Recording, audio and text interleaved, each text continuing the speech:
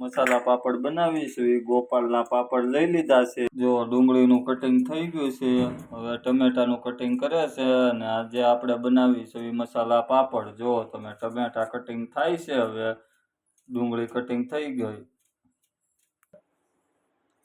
ઓ જો ગેસ ઉપર લોઢી મૂકી દીધી છે।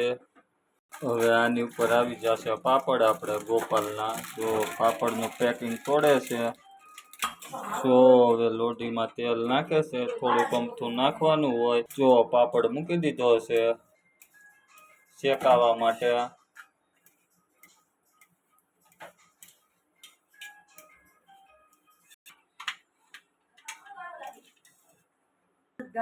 જો પાપડ તળાઈ ગયા છે।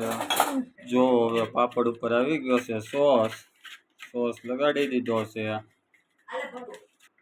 જો ઉપર આવી ગઈ છે ડુંગળી નાખી દીધી। હવે આવી ગયા ટમેટા। તમે જુઓ ટમેટા નાખી દીધા છે। ડુંગળી ટમેટા અને સોસ મસાલો નાખી દીધો ઉપરથી ધાણા જીરું હળદર ને મીઠું। હવે જો ઉપરથી આવી ગઈ છે સેવ। આ થઈ ગયો આપણો મસાલા પાપડ તૈયાર।